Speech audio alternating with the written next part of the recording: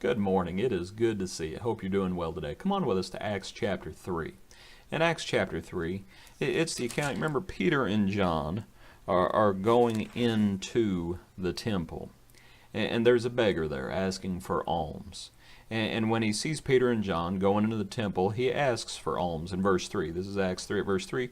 At verse 4 it says, "And fixing his eyes on him with John, Peter said, 'Look at us.' Verse 5 it says, 'The man gave them his attention, expecting to receive something from them.'" He expected one thing, but he was going to get something very different. He was going to get something much more valuable than money. Now, I want to talk about expectations because a lot of times, we expect certain things from the Lord. We expect certain things in becoming a Christian, and sometimes what the Lord gives us doesn't match our expectations. We expect, sort of like this man, we expect prosperity. And that's just not the case. Sometimes the Lord tells us, sell what you have, give it to the poor, and you come and follow me, like he told the rich young ruler. And we need to recognize that the love of money is the root of all kinds of evil, and we need to make sure that we are not hiding greed and covetousness under a facade of religion. Sometimes we expect prosperity, and it's just not the case. Other times we expect health. We expect to have good health. We expect the Lord to give us good health. We need to remember Paul had that thorn in the flesh, and he prayed 3 times. And hopefully you remember what the Lord's answer was. "My grace is sufficient for you."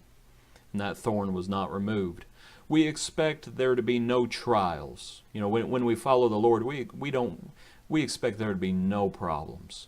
We remember what James says, "Count it all joy when you fall into various trials." The Lord allows us to go through those things for a reason. It doesn't match our expectation a lot of times, does it? We expect to have evangelical success. I think a lot of folks do. We need to remember a sower goes out to sow, and a lot of times it falls on the wayside, it falls on the thorny ground, it falls on the rocky soil. And it's a sad fact, but it is a fact.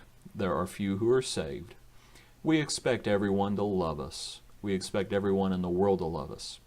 And it's just simply not the case. Jesus said that the world is probably going to despise us, and rightfully so. If we are like Jesus, then the world will despise us. What we expect, it doesn't match what we have from the Lord. The question is, will we be content with the Lord's grace?